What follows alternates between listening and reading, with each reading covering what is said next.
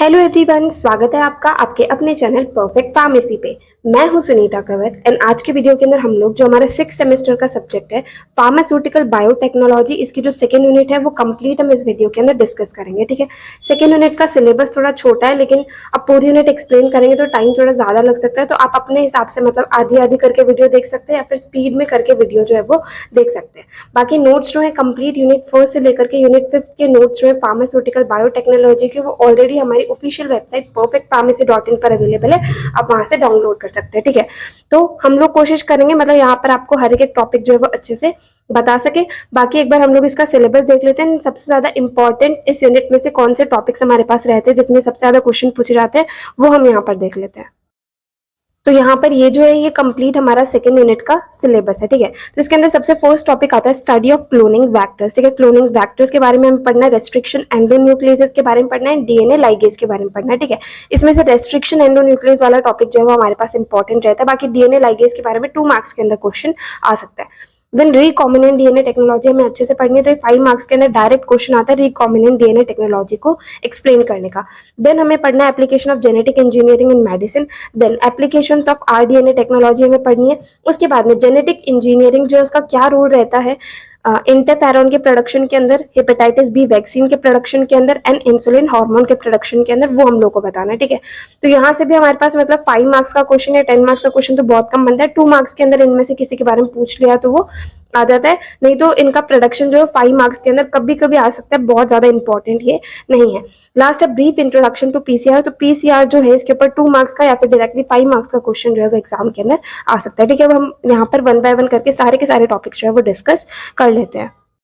तो सबसे first topic हमारे पास आता है स्टडी ऑफ क्लोनिंग वैक्टर्स। तो यहाँ पर हमें क्लोनिंग वैक्टर्स के बारे में पढ़ना है। तो क्लोनिंग वैक्टर जो है सिंपली एक डीएनए का ही मॉलिक्यूल होता है। ठीक है, जब इसे एक फॉरेन डीएनए के अंदर इंसर्ट करा जाता है तो क्या होता है कि इसके पास में एक एबिलिटी आ जाती है रेप्लिकेट करने की। ठीक है, तो हम लोग सिंपली करते क्या है, जैसे ये वाला जो पूरा चैप्टर है ना मेन हमारा रिकॉम्बिनेंट डीएनए टेक्नोलॉजी के ऊपर बेस्ड है। ठीक है, रिकॉम्बिनेंट डीएनए के अंदर होता क्या है इस टेक्नोलॉजी के अंदर कि हमारे पास में मतलब एक तो वेक्टर या फिर प्लाज्मिड, ठीक है, वो आ जाता है। ठीक है, एंड दूसरी तरफ हमारे पास में आ जाता है डीएनए।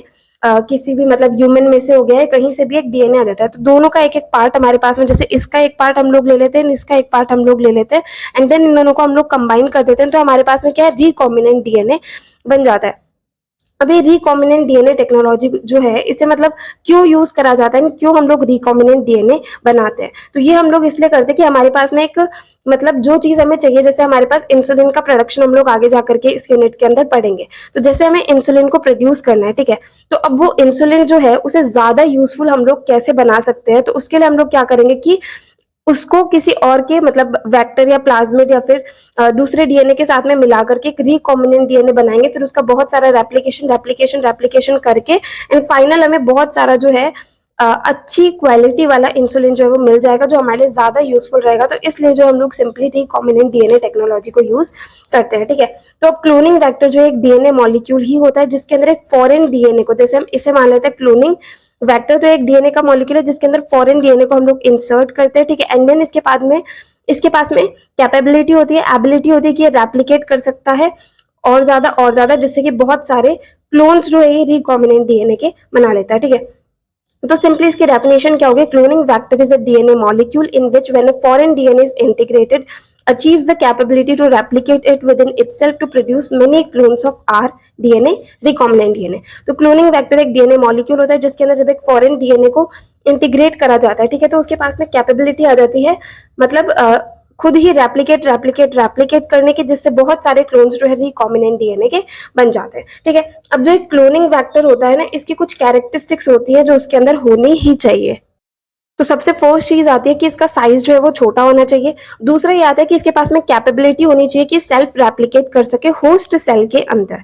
ठीक है, देन इसके अंदर एक रेस्ट्रिक्शन साइट प्रेजेंट होनी चाहिए जहां से इसे कट करेगा रेस्ट्रिक्शन एंडोन्यूक्लियस एंजाइम। देन इसके अंदर मल्टीपल क्लोनिंग साइट्स जो है वो होनी चाहिए। ठीक है, देन जब हम इसके अंदर एक दूसरा फॉरेन डीएनए इंसर्ट करते हैं तो उससे क्या है, इसकी रेप्लिकेशन प्रॉपर्टी जो है वो डिस्टर्ब नहीं होनी चाहिए। ठीक है, अब नेक्स्ट क्लोनिंग वेक्टर जो है इसके पार्ट्स क्या क्या होते हैं, तो इसका डायग्राम हम लोग आगे प्लाज्मिड के अंदर देखेंगे। एक एग्जांपल की क्लोनिंग वेक्टर जो है वो उसका डायग्राम किस तरीके से होता है। सिंपली इसके अंदर पार्ट्स के एक तो ओरिजिन ऑफ रेप्लिकेशन जिसे हम ओरी कहते हैं वो होना चाहिए, एक क्लोनिंग की साइट होनी चाहिए, एक सेलेक्टेबल मार्कर इसके अंदर होना चाहिए एंड एक मार्कर जीन या फिर रिपोर्टर जीन जो है वो होना चाहिए। ठीक है, ये सब जो है ये पार्ट्स होते हैं क्लोनिंग वेक्टर के। अब टाइप्स क्या क्या होंगे क्लोनिंग वेक्टर के, तो क्लोनिंग वेक्टर जो इसके बहुत सारे टाइप्स हो सकते हैं। ठीक है, यहाँ पर हम लोग सिर्फ और सिर्फ मेन तो प्लाज्मिड एंड बैक्टीरियोफेज के बारे में अच्छे से पढ़ेंगे, कॉस्मेट एंड फेजमेट्स के हम लोग डेफिनेशन पढ़ेंगे, बाकी के हम लोग को यहाँ पर पढ़ने की जरूरत नहीं है। ऐसा अगर क्लोनिंग वेक्टर का क्वेश्चन आएगा तो सिंपली 5 मार्क्स का आएगा या फिर सिंपली इसकी डेफिनेशन 2 मार्क्स के अंदर आएगी। तो अगर 5 मार्क्स का क्वेश्चन आता है तो क्लोनिंग वेक्टर की डेफिनेशन, उसके पार्ट्स, उसके टाइप्स एंड टाइप्स के अंदर 2-3 पार्ट्स जो हम लोग एक्सप्लेन करेंगे तो हमारा आंसर जो है वो एनफ रहेगा। ठीक है, तो इसके टाइप्स हमारे पास में एक तो आते हैं plasmids, then bacteriophages, then cosmids, then phasmids, then bacterial artificial chromosome vectors, then expression vectors. ठीक है, अब सबसे पहले हम लोग पढ़ेंगे प्लाज्मिड्स के बारे में। तो प्लाज्मिड्स जो है ये होते क्या है, तो these are naturally derived extra chromosomal double stranded DNA molecules that replicate independently in bacterial cells। तो ये जो है ये naturally derived extra chromosomal double stranded DNA molecules होते हैं। मतलब जैसे हमने पढ़ा था क्लोनिंग वेक्टर जो है वो डीएनए मॉलिक्यूल्स ही होते हैं, तो उसी तरीके से प्लाज्मिड्स जो है ये भी naturally derived extra chromosomal double stranded DNA molecules होते हैं जो क्या करते हैं कि बैक्टीरियल सेल के अंदर जाने के बाद में इंडिपेंडेंटली रेप्लिकेट कर लेते हैं। ठीक है, अब जो प्लाज्मिड्स होते हैं इनका साइज जो है वो कुछ 1000 बेस पेयर से लेकर के मोर देन 100 किलो बेसिस तक हो सकता है। ठीक है, अब कुछ ऐसी प्रॉपर्टीज जो कि प्लाज्मिड के अंदर प्रेजेंट होनी चाहिए क्लोनिंग वेक्टर के रूप में काम करने के लिए। तो सबसे पहला ये आता है कि जैसे होस्ट सेल के अंदर जाकर के एंटर करते हैं तो इनका आइसोलेशन जो है होस्ट सेल में से, मतलब इन्हें होस्ट सेल में से निकालना जो है वो ईजी होना चाहिए। देन इसके बाद में इसके अंदर रेस्ट्रिक्शन साइट्स प्रेजेंट होनी चाहिए जहां पर रेस्ट्रिक्शन एंजाइम एक्ट करके इसे कट कर सकता है। देन नेक्स्ट वही जो हम लोगों ने क्लोनिंग वेक्टर की प्रॉपर्टीज पढ़ी थी वही आ जाए कि जैसे हम लोग इसके अंदर एक फॉरेन डीएनए एंटर करवाएंगे तो इसकी रेप्लिकेशन प्रॉपर्टीज जो है वो इफेक्ट नहीं होनी चाहिए। ठीक है, देन उसके बाद में इनके अंदर ये प्रॉपर्टी होनी चाहिए कि इन्हें होस्ट बैक्टीरियल सेल्स के अंदर री इंट्रोड्यूस हम लोग बार बार कर सके। ठीक है, अब प्लाज्मिड का एग्जांपल हमारे पास में आता है PBr322। ठीक है, पी का मतलब प्लाज्मिड, बीआर जो है साइंटिस्ट का नेम है, ये हमारे पास में कोड है। ठीक है, तो ये वाला जो हमारे पास में प्लाज्मिड होता है ये ई कोलाई बैक्टीरिया के अंदर प्रेजेंट होता है। ठीक है, अब इसका हम लोग सिंपली डायग्राम देखें तो इस तरीके से जो है हमारे पास में प्लाज्मिड का डायग्राम होता है। ठीक है, इसके अंदर यहाँ पर ओरिजिन ऑफ रेप्लिकेशन प्रेजेंट है। ठीक है, यहाँ पर हमारे पास में PVU सेकेंड प्रेजेंट है, यहाँ पर सेल फर्स्ट प्रेजेंट है, यहाँ पर BAMH फर्स्ट है। देन ये वाला जो है ये टेट्रासाइक्लिन रेजिस्टेंस एरिया है। ठीक है, एंड ये वाला जो है एम्पिसिलिन रेजिस्टेंट एरिया है। एंड देन यहाँ पर Cla first, Hind third, Eco R first, PVU first, PST first. ठीक है, अलग अलग टाइप के एंजाइम्स जो है इसके ऊपर एंजाइम की साइट्स जो है वो प्रेजेंट है। ठीक है, इस तरीके से यहाँ पर जो है कंप्लीट हमारा प्लाज्मिड का डायग्राम होता है। ठीक है, तो ये नोट्स जो है आपको प्रॉपर वेबसाइट पे मिल जाएंगे, वहां से एक बार जाकर के डाउनलोड कर लेना। अब सेकंड क्लोनिंग वेक्टर जो हमारे पास वो आता है बैक्टीरियोफेजेस। ठीक है, अब बैक्टीरियोफेजेस क्या होता है, these are the viruses that infect bacterial cells. तो बैक्टीरियोफेज जो है सिंपली ऐसे वायरस होते हैं जो क्या करते हैं कि बैक्टीरियल सेल्स को इन्फेक्ट करते हैं। ठीक है, इन्हें क्लोनिंग वेक्टर के रूप में यूज करा जाता है। ठीक है, इसके अंदर लीनियर डीएनए मॉलिक्यूल्स प्रेजेंट होते हैं जो क्या करते हैं कि जब उसे एक बार तोड़ते हैं ना तो 2 फ्रेगमेंट्स के अंदर वो टूट जाते हैं। अब एक फॉरेन डीएनए जो है उसे यूज करा जाता है जिससे कि उन फ्रेगमेंट्स को जोड़ा जा सके। अब एग्जांपल हमारे पास में बैक्टीरियोफेज का आता है बैक्टीरियोफेज लैम्डा, जिसका डायग्राम हमारे पास कुछ इस तरीके से होता है। ठीक है, ये इसका हेड है, ये कंप्लीट टेल है, यहाँ पर हेड प्रोटीन्स प्रेजेंट है, यहाँ पर टेल प्रोटीन्स प्रेजेंट है, और इसके अंदर हमारे पास जेनेटिक मटेरियल डीएनए जो है वो प्रेजेंट है। ठीक है, ये जो है सबसे ज्यादा यूज होने वाला मतलब बैक्टीरियल वायरस है जिसे बहुत ज्यादा डीएनए क्लोनिंग के अंदर यूज करा जाता है। ठीक है, अब थर्ड जो क्लोनिंग वेक्टर वो आएंगे कॉस्मेट्स। ठीक है, कॉस्मेट क्या होता है, it is a plasmid that contain phage sequence that allows the vector to be packaged and transmitted to bacteria like phage vector. तो कॉस्मेट्स जो है ये एक टाइप ऑफ प्लाज्मिड ही होता है। ठीक है, जिसके अंदर फेज सीक्वेंस प्रेजेंट होता है जो क्या करता है वेक्टर को अलाउ करता है कि वो क्या करे कि पैक हो जाए एंड ट्रांसमिट हो जाए बैक्टीरिया के अंदर, जैसे कि फेज वेक्टर जो है वो ट्रांसमिट हो जाता है। ठीक है, नेक्स्ट आते हैं फेजमेट्स। फेजमेट्स क्या होते हैं, it is a DNA based cloning vector which has both bacteriophage and plasmid properties. तो ये एक डीएनए बेस्ड क्लोनिंग वेक्टर होता है। ठीक है, जिसके अंदर बैक्टीरियोफेज के एंड प्लाज्मिड के दोनों प्रॉपर्टीज जो है वो होती है। तो इनके अंदर क्या होता है, जैसे प्लाज्मिड के अंदर ओरिजिन ऑफ रेप्लिकेशन था तो इसके अंदर ओरिजिन ऑफ प्लाज्मिड रेप्लिकेशन भी होता है एंड साथ साथ ओरिजिन ऑफ रेप्लिकेशन बैक्टीरियोफेज से डेराइव्ड भी होता है। ठीक है, तो ये हमारी होगी स्टडी ऑफ क्लोनिंग वेक्टर्स। अब नेक्स्ट हमारे पास जो टॉपिक आएगा वो आएगा स्टडी ऑफ रेस्ट्रिक्शन एंडोन्यूक्लियसेस। तो अब रेस्ट्रिक्शन एंडोन्यूक्लियसेस क्या होते हैं इनके बारे में हमें यहाँ पर पढ़ना है। So restriction endonucleases are bacterial enzymes that helps in cutting the DNA molecules at specific sites. तो सिंपली रेस्ट्रिक्शन एंडोन्यूक्लियस जो है बैक्टीरियल एंजाइम होते हैं जो क्या करते हैं, जो डीएनए मॉलिक्यूल होते हैं या फिर जो अभी हमारे पास में क्लोनिंग वैक्टर्स है, ठीक है, उन्हें क्या है स्पेसिफिक साइट्स के ऊपर कट करने में हेल्प करते हैं, जिन्हें उन साइट्स को हम लोग क्या रिकॉग्निशन साइट्स, रेस्ट्रिक्शन साइट्स या फिर टारगेट साइट्स जो है वो कह सकते हैं, ठीक है। तो सिंपली जैसे अभी तक हम लोगों ने क्या पढ़ा कि हमारे पास मेन इस यूनिट के अंदर हमें रिकॉम्बिनेंट डीएनए टेक्नोलॉजी पढ़नी है, उसके अंदर क्या होता है कि कोई भी एक डीएनए मॉलिक्यूल है उसे कट कर दिया जाता है, ठीक है। तो ये जो कट करा जाता है रेस्ट्रिक्शन एंडोन्यूक्लियस एंजाइम की मदद से ही करा जाता है। तो सिंपली रेस्ट्रिक्शन एंडोन्यूक्लियस एंजाइम जो है ये मदद करते हैं डीएनए मॉलिक्यूल्स को कुछ स्पेसिफिक साइट्स पर कट करने में, ठीक है। ये एक बहुत ही इंपॉर्टेंट ग्रुप ऑफ एंजाइम्स होता है जो क्या करता है कि डीएनए के मैनिपुलेशन के अंदर या कहीं ना कहीं रिकॉम्बिनेंट डीएनए टेक्नोलॉजी को कंप्लीट करने में हेल्प करता है, ठीक है। अब रेस्ट्रिक्शन एंडोन्यूक्लियस एंजाइम जो है ये सबसे पहले ई कोलाई बैक्टीरिया के अंदर डिस्कवर हुआ था, उसका नाम हमारे पास में था इको आर फर्स्ट, ठीक है। अब इसके अंदर सबसे फर्स्ट लेटर जो है ये क्या है, सोर्स का नाम है, ठीक है। अब सोर्स हमारे पास में है E coli bacteria, Escherichia coli bacteria, then ये दोनों जो है ये भी कोलाई उसी का स्पीशीज का नाम है। फोर्थ लेटर जो ये स्ट्रेन का नाम होता है। लास्ट जो है ये ऑर्डर ऑफ डिस्कवरी, मतलब सबसे पहले जो है इको आर फर्स्ट एंजाइम जो है ये डिस्कवर हुआ था, ठीक है। अब रेस्ट्रिक्शन एंडोन्यूक्लियस एंजाइम जो है हमारे पास में 3 टाइप्स के होते हैं, type first, type second and type third. तो सबसे पहले हम लोग देखते हैं type first restriction endonuclease enzyme जो है ये क्या होते हैं। तो ये जो है ये कॉम्प्लेक्स एंडोन्यूक्लियस एंजाइम होते हैं। ये क्या करते हैं कि डीएनए के सिर्फ एक ही स्ट्रैंड को कट करते हैं, ठीक है। ये जो है प्रॉपरली काम करते हैं मैग्नीशियम आयंस को यूटिलाइज करके एंड एटीपी को यूटिलाइज करके।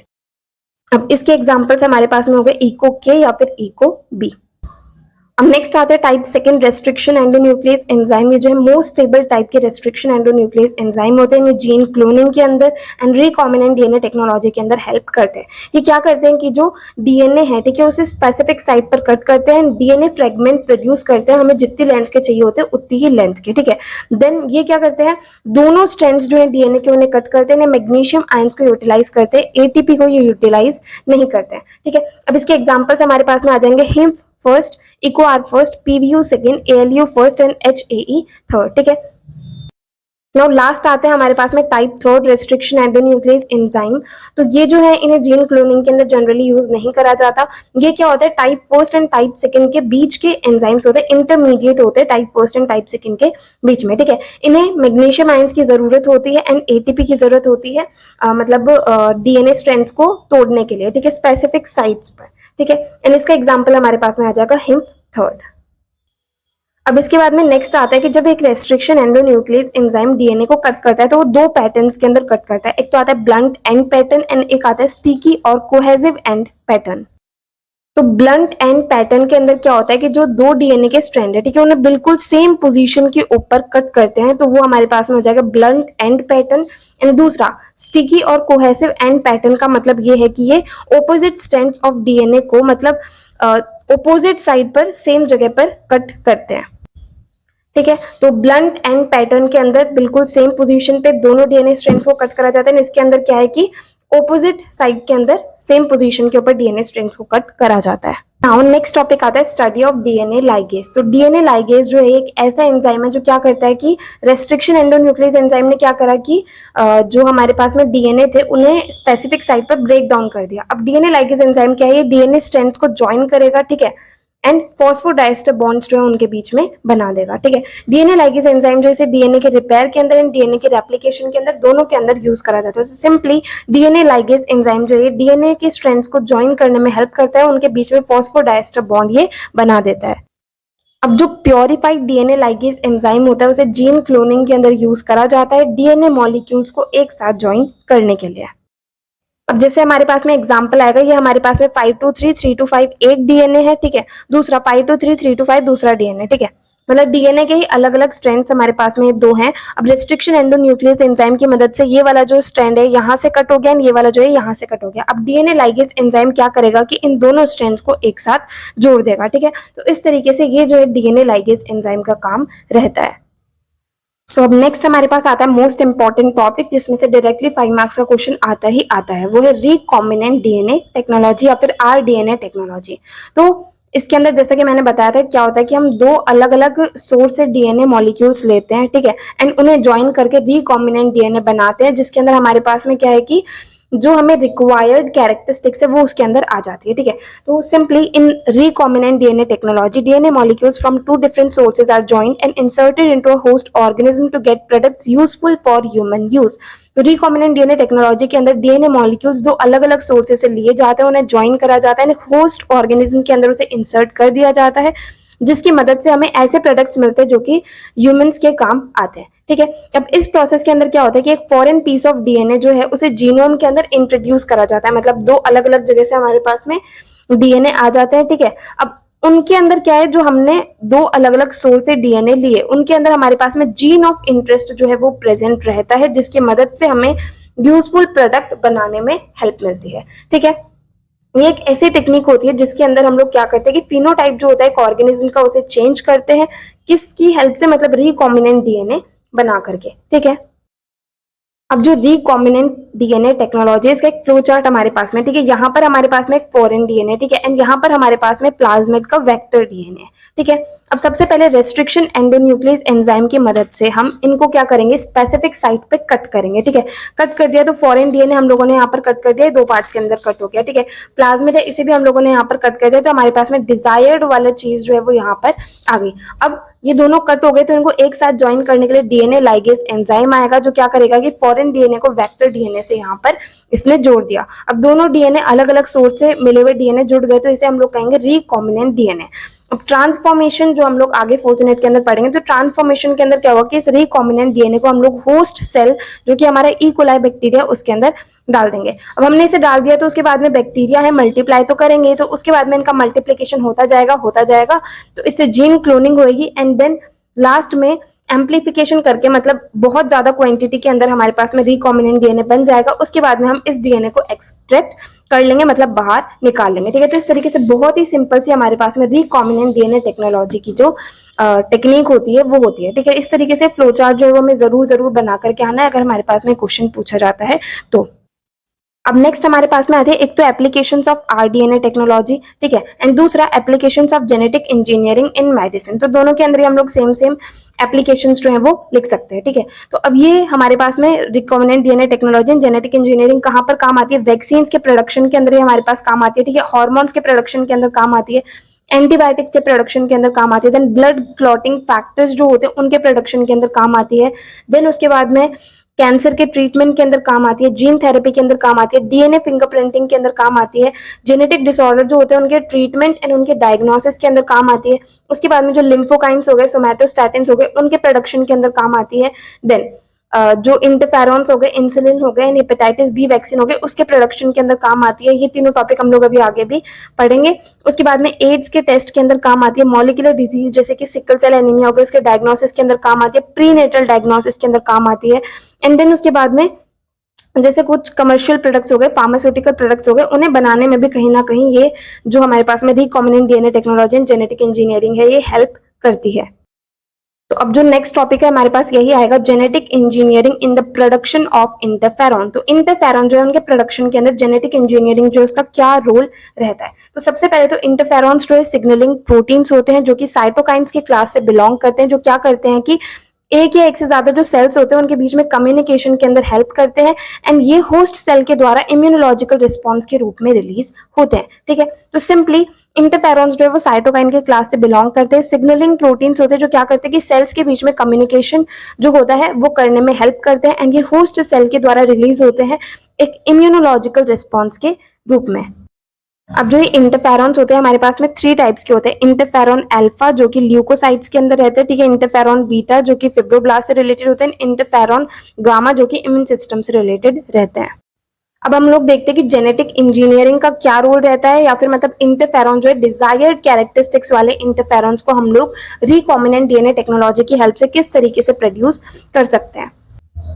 तो इसके प्रोडक्शन के अंदर सबसे पहले हमने वो वाला इंटरफेरॉन लिया, मतलब जो हमारे काम कहीं ना कहीं आ सकता है, एंड इस टेक्निक की हेल्प से हम उसे और ज्यादा यूजफुल बनाते हैं। ठीक है, तो हम लोगों ने डिजायर्ड इंटरफेरॉन लिया। ठीक है, अब इंटरफेरॉन को mRNA के अंदर कन्वर्ट कर दिया, देन उसके बाद में रिवर्स ट्रांसक्रिप्शन करके इसे कॉम्प्लीमेंट्री डीएनए के अंदर कन्वर्ट कर दिया। ठीक है, दूसरी तरफ हमारे पास में प्लाज्मिड है। ठीक है, अब कट करने के लिए हमारे पास में रेस्ट्रिक्शन एंडोन्यूक्लियस एंजाइम होता है, तो ये प्लाज्मिड को कट कर देगा, जो हमें डिजायर्ड प्लाज्मिड चाहिए वो हमें यहाँ पर मिल जाएगा। देन जो कॉम्प्लीमेंट्री डीएनए था, इसे भी रेस्ट्रिक्शन एंडोन्यूक्लियस एंजाइम जो है वो कट कर देगा, उससे हमारे पास में डिजायर्ड जो सीक्वेंस है वो हमें मिल जाएगा। अब इसके बाद में डीएनए लाइगेज एंजाइम जो है वो इन दोनों को क्या करेगा, ज्वाइन कर देगा, जिसकी मदद से हमारे पास में रिकॉम्बिनेंट डीएनए जो है वो बन जाएगा। ठीक है, अब इसके बाद में इस रिकॉम्बिनेंट डीएनए को हम लोग होस्ट सेल के अंदर मतलब एंटर करवा देंगे, जो कि हमारे पास में ईस्ट सेल या फिर ई कोलाई हो सकता है। उसके बाद में एप्रोप्रिएट कल्चर मीडिया प्रोवाइड करेंगे, जिससे कि ये जो रिकॉम्बिनेंट डीएनए है इसके मतलब इसका मल्टीप्लिकेशन होता जाए होता जाए होता जाए, उसके बाद में लास्ट में हम लोग जो इंटरफेरॉन सेल्स है उन्हें बाहर निकाल लेंगे कल्चर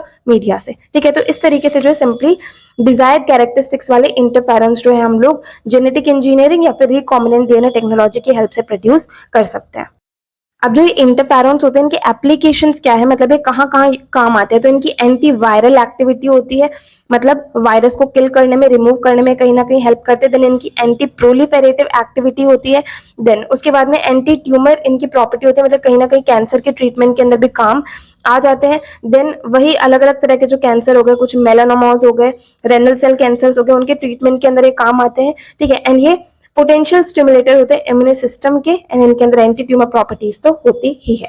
ठीक है, अब नेक्स्ट वाला जो टॉपिक है हमारे पास में वो आएगा कि genetic engineering in production of hepatitis B vaccine. तो अब हेपेटाइटिस बी वैक्सीन के प्रोडक्शन के अंदर जेनेटिक इंजीनियरिंग या फिर रिकॉम्बिनेंट डीएनए टेक्नोलॉजी का क्या रोल रहने वाला है। सबसे पहले तो हेपेटाइटिस क्या करता है, सीवियर एक्यूट इन्फेक्शन जो है वो कॉज करता है हमारी बॉडी के अंदर, जिसकी वजह से अल्टीमेटली क्या होता है, क्रोनिक इन्फेक्शन हो जाता है हमारी बॉडी के अंदर, एंड परमानेंटली लिवर जो है वो डैमेज हो जाता है। ठीक है, तो हेपेटाइटिस जो है ये क्या करता है, मतलब जैसे hepatitis virus, hepatitis B virus की वजह से मेनली हेपेटाइटिस होता है, तो जैसे हेपेटाइटिस बी वायरस हमारी बॉडी के अंदर एंटर करता है तो वो एक सीवियर एक्यूट इन्फेक्शन कॉज करता है, जिसकी वजह से क्या होता है, हमारी बॉडी के अंदर क्रोनिक इन्फेक्शन हो जाता है, एंड में परमानेंट लिवर डैमेज जो है वो हो जाता है।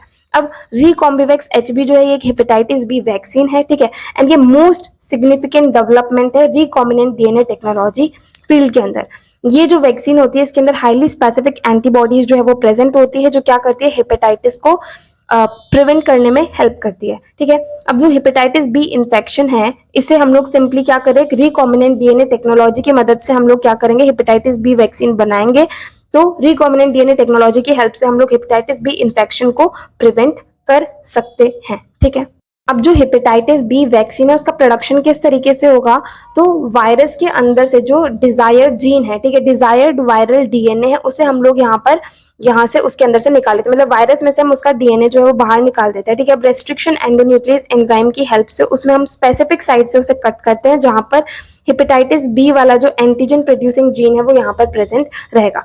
दूसरी तरफ ईस्ट वेक्टर PMA56 हम लोगों ने लिया। ठीक है, इसे भी रेस्ट्रिक्शन एंडोन्यूक्लियस एंजाइम की हेल्प से कट कर लिया। ठीक है, अब उसके बाद में हमारे पास में दोनों के स्पेसिफिक सीक्वेंस आ गए, तो उसके बाद में डीएनए लाइगेज एंजाइम की मदद से लाइगेशन की हेल्प से हमने इन लोगों को मतलब इन दोनों को ज्वाइन कर दिया। ठीक है, तो ज्वाइन करने के बाद में हमारे पास में रिकॉम्बिनेंट डीएनए जो है वो यहाँ पर बन गया, एंड यहाँ पर हमारे पास में क्या HBS एंटीजन जीन जो है वो आ गया, एंड ये दोनों जो है ये तो हमारे पास में यहाँ पर वेक्टर के अंदर थे ही। ठीक है, अब इसके बाद में हम लोगों ने क्या करा, ये जो हमारे पास में रिकॉम्बिनेंट डीएनए बना इसे हम लोगों ने होस्ट सेल जो कि ईस्ट सेल है उसके अंदर ट्रांसफर कर दिया। ट्रांसफर करने के बाद में जब उसका मतलब मल्टीप्लिकेशन हो गया तो क्या हुआ, हमारे पास में कुछ तो रिकॉम्बिनेंट होस्ट सेल आए, कुछ जो है वो नॉन रिकॉम्बिनेंट होस्ट सेल आए, मतलब कुछ के अंदर तो रिकॉम्बिनेंट डीएनए प्रेजेंट था, कुछ के अंदर रिकॉम्बिनेंट डीएनए प्रेजेंट नहीं था। अब इसके बाद में जो हमारे पास सारे के सारे सेल्स हैं उन्हें हमने ट्रिप्टोफैन फ्री मीडियम के अंदर ग्रो करा। ठीक है, अब इस मीडियम के अंदर क्या होगा, सिर्फ और सिर्फ जो रिकॉम्बिनेंट होस्ट सेल है वही सर्वाइव करेंगे, बाकी सारे जो है वो खत्म हो जाएंगे। ठीक है, तो ऐसे मीडियम के अंदर हमने इसे ग्रो करा। अब कुछ टाइम के बाद में हम लोगों ने HBS एंटीजन जो है उसे यहाँ से प्योरीफाई कर लिया। ठीक है, तो अब उसके बाद में उसे हम लोगों ने स्टोर करा एंड उसे सही सिचुएशन सही कंडीशंस के अंदर रखा, तो फाइनली हमारे पास में हेपेटाइटिस बी वैक्सीन जो है वो प्रोड्यूस हो जाएगी। अब इसके स्टेप्स जो है वो भी यहाँ पर अच्छे से लिखे हैं, तो स्टेप्स को भी आप यहाँ पर स्टडी अच्छे से कर सकते हैं। जो यहाँ हमने इस चार्ट के अंदर देखा है ना वही चीजें प्रॉपर स्टेप्स के अंदर लिखी हुई है, तो उसे एक बार अच्छे से रीडिंग कर लेंगे तो आपको अच्छे से जो है वो समझ में आ जाएगा। अब नेक्स्ट आता है genetic engineering in production of insulin. तो इंसुलिन के प्रोडक्शन के अंदर जेनेटिक इंजीनियरिंग का क्या रोल रहता है? तो जो ह्यूमन इंसुलिन है ये सबसे पहला फर्स्ट रिकॉम्बिनेंट डेराइव्ड प्रोडक्ट था, ठीक है। तो ये सबसे पहला रिकॉम्बिनेंट तरीके से डिराइव करा हुआ प्रोडक्ट था ह्यूमन इंसुलिन, ठीक है। जनरली हमें पता है कि इंसुलिन को हम लोग डायबिटीज मेलिटस के ट्रीटमेंट के अंदर यूज करते हैं। जब हमारी बॉडी के अंदर बहुत ज्यादा ब्लड ग्लूकोज लेवल बढ़ जाता है तो क्या करता है इंसुलिन, ये ग्लूकोज को ग्लाइकोजन के अंदर कन्वर्ट करता है, तो इसे कहीं ना कहीं डायबिटीज मेलिटस के ट्रीटमेंट के अंदर यूज करा जाता है। अब जो फ्रेडरिक सेंगर एंड उनके जो भी को वर्कर्स थे, ठीक है, उन्होंने इंसुलिन का स्ट्रक्चर जो है वो आइडेंटिफाई करा था एंड उनके अकॉर्डिंग जो इंसुलिन का स्ट्रक्चर होता है वो दो पॉलीपेप्टाइड चेन से मिलकर के बना होता है। एक तो होती है ए चेन, एक होती है बी चेन एंड टोटल इसके अंदर 51 अमीनो एसिड्स जो है वो प्रेजेंट होते हैं एंड ये दोनों चेन्स जो है वो डाइसल्फाइड क्रॉस ब्रिजेस के द्वारा एक दूसरे से लिंक रहती है। ए चेन जो है उसके अंदर 21 अमीनो एसिड्स प्रेजेंट होते हैं, बी चेन जो होती है उसके अंदर 30 अमीनो एसिड्स प्रेजेंट होते हैं। अब इसका प्रोडक्शन किस तरीके से होगा उसे हम लोग स्टेप बाय स्टेप यहाँ पर देख लेते हैं। तो अब इसके प्रोडक्शन के अंदर सबसे पहले हमारे पास में ह्यूमन सेल है, ठीक है। ह्यूमन सेल के अंदर इंसुलिन है, ठीक है। इंसुलिन के अंदर एक तो हमारे पास में जीन है ए चेन के लिए, एक है जीन बी चेन के लिए, ठीक है। अब रेस्ट्रिक्शन एंडोन्यूक्लियस एंजाइम की हेल्प से हम लोगों ने क्या करा कि ए जीन को अलग कर लिया एंड बी जीन को अलग कर लिया, ठीक है। अब दूसरी तरफ हम लोगों ने दो वेक्टर्स लिए, उन्हें भी रेस्ट्रिक्शन एंडोन्यूक्लियस एंजाइम की हेल्प से कट करा, तो हमारे पास में इनके जो डिजायर्ड पार्ट है वो आ गए, ठीक है। अब इसके बाद में हमने डीएनए लाइगेज एंजाइम की हेल्प से इनका क्या करा, लाइगेशन करा। तो यहाँ से जो हमारे पास में एक क्लोनिंग वेक्टर है, ठीक है, ये ए जीन से जाकर के जुड़ जाएगा एंड दूसरा जो है वो बी जीन से जाकर के जुड़ जाएगा। तो यहाँ पर ए जीन जुड़ गया तो ये एक रिकॉम्बिनेंट डीएनए बन गया, यहाँ पर बी जीन जो है वो जुड़ गया तो यहाँ पर ये दूसरा रिकॉम्बिनेंट डीएनए हमारे पास बन गया, ठीक है। अब ये दोनों ही रिकॉम्बिनेंट डीएनए जो है वो होस्ट सेल जो कि ई कोलाई बैक्टीरिया है उसके अंदर जाकर के एंटर कर जाते हैं। तो अब जब हमने होस्ट सेल के अंदर मतलब दोनों रिकॉम्बिनेंट डीएनए को एंटर करा दिया, ठीक है। अब उसके बाद में ये जो होस्ट सेल है, ठीक है, इन्हें एक न्यूट्रिएंट मीडियम के अंदर कल्चर करा जाता है जिसके अंदर लैक्टोज प्रेजेंट होता है। उसके बाद में क्या होता है, एक टाइम के बाद में ए चेन एंड बी चेन जो है दोनों ही अलग अलग प्योरीफाई हो जाते हैं। तो हमारे पास ए चेन आ गई एंड बी चेन आ गई, वो भी रिकॉम्बिनेंट वाली, ठीक है। अब दोनों चेन को ज्वाइन करके हमारे पास में इंसुलिन जो है वो बन जाता है। दोनों चेन जो है वो डाइसल्फाइड बॉन्ड की हेल्प से ज्वाइन रहती है, ठीक है। अब लास्ट टॉपिक हमारे पास आएगा ब्रीफ इंट्रोडक्शन टू पीसीआर या फिर brief introduction to polymerase chain reaction, ठीक है। तो पॉलीमरेज चेन रिएक्शन होता क्या है एंड इसका भी एक प्रॉपर चार्ट हम लोगों ने देखा। यहाँ सेकंड यूनिट में हमने सारे जो है वो चार्ट ही पढ़े हुए हैं, मतलब ऐसे स्टेप बाय स्टेप डायग्राम के थ्रू हमने पढ़ा हुआ है, तो वही चीज हम लोग को याद रखनी है एंड वही एग्जाम के अंदर बना के आनी है, तो इजिली हमें मार्क्स जो है वो मिल जाएंगे, ठीक है। तो पॉलीमरेज चेन रिएक्शन जो है वो होता क्या है, तो it is a method of producing millions of identical DNA in quick and short succession of time, mainly used in genetic analysis. तो पॉलीमरेज चेन रिएक्शन जैसे कि इसके नाम से ही पता चलता है पॉलीमरेज चेन रिएक्शन, तो ये ऐसी रिएक्शन होती है जो क्या करती है कि मतलब बहुत सारी कॉपीज जो है, मिलियंस ऑफ कॉपीज जो है प्रोड्यूस करती है आइडेंटिकल डीएनए की कम टाइम में एंड मतलब जल्दी, ठीक है, क्विक मतलब जल्दी एंड शॉर्ट ड्यूरेशन के अंदर ये क्या करती है हमारे पास में मिलियंस ऑफ आइडेंटिकल डीएनए की कॉपी जो है वो प्रोड्यूस करती है एंड इसे मेनली जेनेटिक एनालिसिस के अंदर यूज करा जाता है। तो अब जो पीसीआर है, ठीक है, इसकी मदद से क्या है कि हमारे पास में एक सिंगल कॉपी है, ठीक है, डीएनए की, उससे बिलियन कॉपीज जो है वो बन सकती है कुछ घंटों के अंदर ही। तो इस वजह से हमारे पास पॉलीमरेज चेन रिएक्शन जो है ये एक बहुत ही इंपॉर्टेंट टेक्निक होती है। ये बहुत ज्यादा कॉपीज जो है डीएनए की बहुत ही कम टाइम में बहुत ही फास्ट तरीके से बना सकती है। अब पीसीआर टेक्निक जो है वो कैरी मुलिस के द्वारा 1985 के अंदर डिस्कवर हुई थी एंड इसे जनरली क्या करा जाता है कि जैसे हमारे पास एक टारगेट डीएनए सीक्वेंस है, ठीक है, उसका एम्प्लीफिकेशन करने के लिए मतलब उसका नंबर बहुत ज्यादा इंक्रीज करने के लिए जो इसे यूज करा जाता है एंड इस टेक्निक को इन विट्रो मतलब लैब के अंदर परफॉर्म करा जाता है, इसलिए इसे इन विट्रो जीन क्लोनिंग भी कहा जाता है, ठीक है। अब जो पॉलीमरेज चेन रिएक्शन होती है इसके मेन रिक्वायरमेंट्स क्या होती है, तो सबसे पहले तो एक टारगेट डीएनए सीक्वेंस हम लोग को चाहिए होता है जो कि टेम्पलेट डीएनए रहता है। दूसरा, दो न्यूक्लियोटाइड प्राइमर्स चाहिए होते हैं जो कि कॉम्प्लीमेंट्री होते हैं 3' ends of target DNA strand के, ठीक है। तो दो न्यूक्लियोटाइड प्राइमर्स चाहिए जो कि कॉम्प्लीमेंट्री रहेंगे जो टारगेट डीएनए स्ट्रैंड है उसके 3' एंड से, ठीक है। उसके बाद में चार तरह के डीऑक्सीराइबो न्यूक्लियोटाइड चाहिए होंगे, D ATP, D TTP, D CTP and D GTP. Then उसके बाद में एक हीट स्टेबल डीएनए पॉलीमरेज चाहिए होगा जिसका एग्जांपल होता है टैक पॉलीमरेज एंड एक थर्मल साइक्लर चाहिए होगा जिसके अंदर पॉलीमरेज चेन रिएक्शन जो है वो करी जाएगी, ठीक है। तो ये मेन रिक्वायरमेंट्स होते हैं पॉलीमरेज चेन रिएक्शन के। तो अब जो ये पॉलीमरेज चेन रिएक्शन है वो होती किस तरीके से है, जो हमारे पास में टारगेट डीएनए सीक्वेंस है जिसे हम लोग टेम्पलेट डीएनए कहते हैं, ठीक है।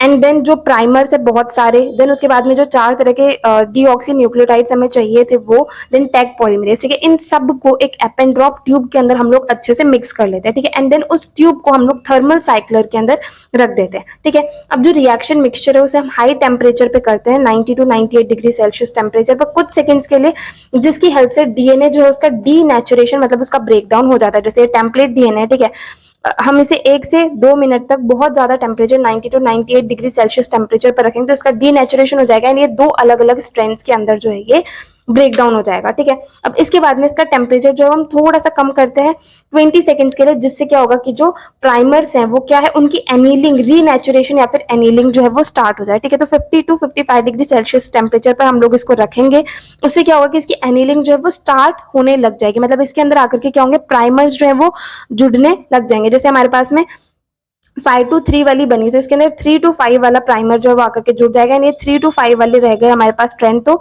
5 to 3 वाला जो प्राइमर है वो हमारे पास इसके अंदर आकर के जुड़ जाएगा। अब इसके बाद में हम लोग क्या करेंगे, टेम्परेचर जो है 72 डिग्री सेल्सियस पर 30 सेकंड्स के लिए मेंटेन करके रखेंगे, जिससे कि टैग पॉलीमरेज एंजाइम जो है, टैग डीएनए पॉलीमरेज, ये अपना फंक्शन जो है वो कर सके एंड जो कॉम्प्लीमेंट्री स्ट्रैंड है डीएनए के, ठीक है, उसे अच्छे से बना सके, ठीक है। तो इससे सिंथेसिस मतलब जो स्ट्रैंड है वो ऑलमोस्ट कंप्लीट हो जाता है, या फिर प्राइमर का एक्सटेंशन जो है वो टैग डीएनए पॉलीमरेज एंजाइम की हेल्प से होता है, ठीक है। अब 1 cycle of PCR completes resulting in the formation of, तो यहाँ पर हमारे पास में एक साइकिल जो है पीसीआर की, पॉलीमरेज चेन रिएक्शन की, वो कंप्लीट होती है। यहाँ पर प्रॉपर हमारे पास में एक स्ट्रैंड ऑफ मतलब एक डीएनए था, ठीक है, डबल स्टैंडर्ड एक डीएनए था एंड उससे 2 डबल स्टैंडर्ड डीएनए जो है हमारे पास में बन जाएंगे। अब ये सेम साइकिल जो है वो कंटिन्यूसली रिपीट होती जाती है, उससे जितने भी डीएनए की कॉपीज हम लोग को चाहिए होती है वो मिल जाती है, ठीक है। तो ऐसे हम लोग यहाँ पर देखें ना, तो यहाँ सबसे पहले क्या होगा, हमारे पास में एक डबल स्टैंडर्ड डीएनए मॉलिक्यूल है जो कि टेम्पलेट डीएनए, ठीक है, वो डीनेचुरेशन उसका हो जाएगा, ब्रेकडाउन हो जाएगा, ठीक है। एक अगर हम उसे 1 से 2 मिनट 95 डिग्री सेल्सियस टेम्परेचर पर रख रहे हैं तो, ठीक है, तो इसका ब्रेकडाउन हो गया, तो दोनों स्ट्रैंड्स अलग अलग हो गए। अब इसके बाद में रीनेचुरेशन या फिर एनीलिंग ऑफ प्राइमर्स होगा, मतलब इसके अंदर प्राइमर्स जो है वो जुड़ने स्टार्ट हो जाएंगे 50 to 55 डिग्री सेल्सियस टेम्परेचर पर। अब इसके अंदर जो टैग डीएनए पॉलीमरेज एंजाइम है वो इसके ऊपर काम करेगा एंड उससे क्या होगा कि डीऑक्सीराइबोन्यूक्लियोटाइड जो इसके अंदर ऐड होने लग जाएंगे, जिससे कि सिंथेसिस का प्रोसेस होएगा एंड प्राइमर जो है वो और एक्सटेंड हो जाएंगे एंड लास्ट में हमारे पास में 2 जो है डबल स्टैंडर्ड डीएनए मॉलिक्यूल्स आ जाएंगे। उसके बाद में ये साइकिल जो है वो कंटिन्यूसली रिपीट होती जाएगी, हमारे पास required number of DNA copies जो है वो बन जाएंगे, ठीक है। एंड दूसरी तरफ हम लोग अगर इसे थ्योरेटिकली देखें तो क्या होगा कि जो टारगेट डीएनए सीक्वेंस हमारे पास में प्राइमर्स हैं, ठीक है, जो 4 टाइप के डीऑक्सी न्यूक्लियोटाइड्स है, टैग पॉलीमरेज, इन सबको हम लोग एक ट्यूब के अंदर मिक्स करते हैं, ठीक है, क्योंकि ऐसे इस तरीके से तो रिएक्शन होती नहीं है, रिएक्शन लैब में होती है, तो इन सारी चीजों को हम लोग एक ट्यूब के अंदर, एप एंड ड्रॉप ट्यूब के अंदर क्या करते हैं, मिक्स कर देते हैं, देन उसे थर्मल साइक्लर के अंदर प्लेस कर देते हैं, फिर हम टेम्परेचर अलग अलग डिग्री सेल्सियस पर मेंटेन करते हैं, जिससे कि हमारे जो अलग अलग स्टेप्स जो है वो कंप्लीट होते हैं, ठीक है। अब लास्ट हमारे पास में आते हैं यूजेस क्या होते हैं पॉलीमरेज चेन रिएक्शन के, या फिर इसकी एप्लीकेशंस क्या है, मतलब ये जो है पॉलीमरेज चेन रिएक्शन ये काम कहाँ पर आती है। तो ये डीएनए एम्प्लीफिकेशन के अंदर काम आती है, ठीक है, म्यूटेशंस जो होती है उन्हें डिटेक्ट करने में काम आती है, जेनेटिक डिसऑर्डर्स जो होते हैं उन्हें डायग्नोस करने में, उनका पता लगाने में काम आती है, इन विट्रो म्यूटेशंस प्रोड्यूस करने में काम आती है, देन डीएनए को प्रिपेयर करने में हेल्प करती है, जब हमें सिक्वेंसिंग करनी होती है तो वहां पर डीएनए को प्रिपेयर करने में ये हेल्प करती है। देन जैसे ह्यूमन एम्ब्रियो है, ठीक है, उनके अंदर जो जेनेटिक डिफेक्ट्स है उन्हें एनालाइज करने में, उन्हें पता लगाने में हेल्प करती है, ठीक है। देन कोई इन्फेक्शियस डिजीज हो गई किसी को, तो उसके अंदर वायरस या बैक्टीरिया को आइडेंटिफाई करने में भी ये टेक्निक जो है हमारी मदद करती है। देन जो जीनोटाइप्स है उनका कैरेक्टराइजेशन करने में भी पॉलीमरेज चेन रिएक्शन जो है वो हेल्प करती है, ठीक है। तो यहाँ पर हमारी सेकंड यूनिट जो है वो कंप्लीट होती है। अगर आपको इस वीडियो के अंदर कहीं भी कोई भी डाउट है वो आप कमेंट सेक्शन में पूछ सकते हैं। अगर नेक्स्ट वीडियो आप किसी पर्टिकुलर टॉपिक पे चाहते हैं वो भी आप कमेंट सेक्शन में बता सकते हैं। नोट्स जो है इस यूनिट के इन फार्मास्यूटिकल बायोटेक्नोलॉजी की सभी यूनिट्स के ऑलरेडी हमारी ऑफिशियल वेबसाइट perfectpharmacy.in पर अवेलेबल है, वहां जाकर के डाउनलोड कर सकते हैं, ठीक है। तो अगर आपको ये वीडियो हेल्पफुल लगी तो प्लीज आप इस वीडियो को लाइक करना, अपने फ्रेंड्स के साथ भी शेयर करना और चैनल को सब्सक्राइब करना। थैंक यू सो मच इस वीडियो को एंड तक देखने के लिए एंड चैनल को सपोर्ट करने के लिए।